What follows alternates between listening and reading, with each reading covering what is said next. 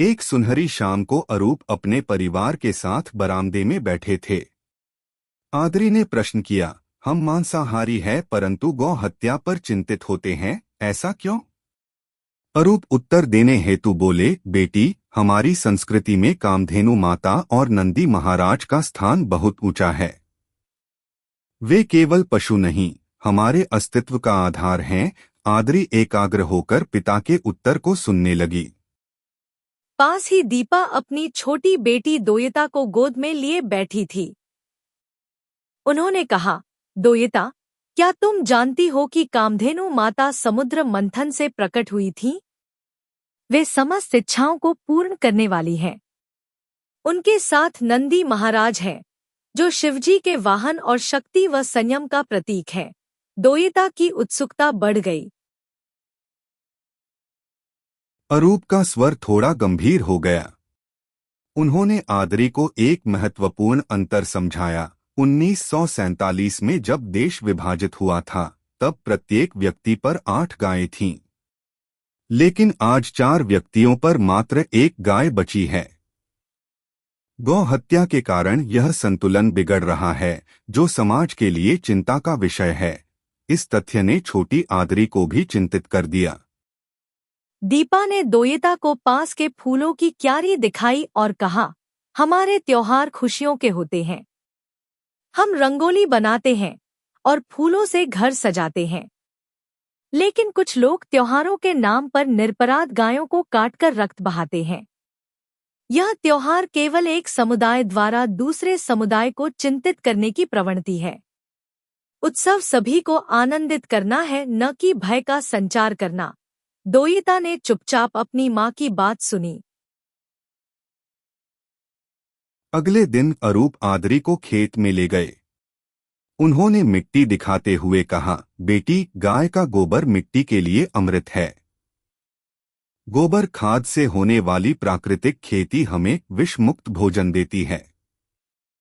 यदि गायें नहीं होंगी तो हमारी धरती बंजर हो जाएगी। आदरी ने खाद वाली उपजाऊ मिट्टी को अपने हाथों में लिया। घर लौटकर आदरी ने अपनी छोटी बहन दोयिता का हाथ पकड़ा और उसे गंभीरता से समझाया, त्योहारों का प्रयोजन अपनी सांस्कृतिक भावना का सम्मान करते हुए स्वयं में पौरुष का संचार करना है, परंतु कुछ समुदाय गौ हत्या को त्योहार के रूप में मनाते हैं। पर्यावरण तथा हमारा मन दोनों रक्तरंजित कर देते हैं। हमें सर्वदा सावधान होना होगा।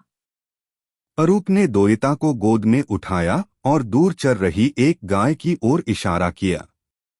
देखो बेटी, वह गाय हमें दूध और खाद देकर पालती है। उसकी रक्षा करना हमारा धर्म है। जो जीव हमें पालते हैं, उनका लहू बहाना मानवता के विरुद्ध है। दोयिता ने दूर से ही गाय को हाथ जोड़कर प्रणाम किया।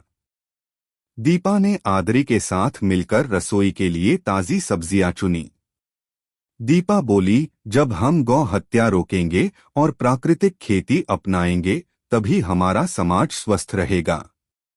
सनातनी परंपराएं, उनकी नियमावली और उसमें निहित सत्य तथा सेवा की भावना को कभी भी चरित्र निर्माण के उद्देश्य से पाठ्यक्रम में रखा ही नहीं गया। आदरी ने अपनी माँ की बात को गांठ बांध लिया।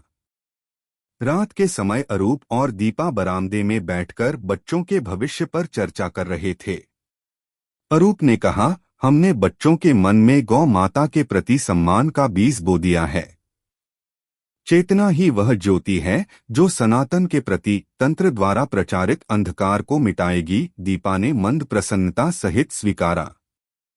अगले दिन सुबह आदरी और दोयिता ने घर के द्वार पर एक सुंदर रंगोली बनाई। उन्होंने संकल्प लिया कि वे सर्वदा सनातन और गौ माता के बारे में ज्ञान का संकलन करेंगी और दूसरों को भी इसके लिए प्रेरित करेंगी।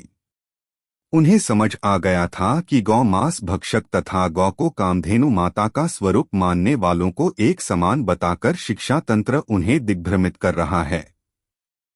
शिक्षा अंकों का खेल है, परंतु ज्ञान जीवन को दिशा देता है। धन्यवाद।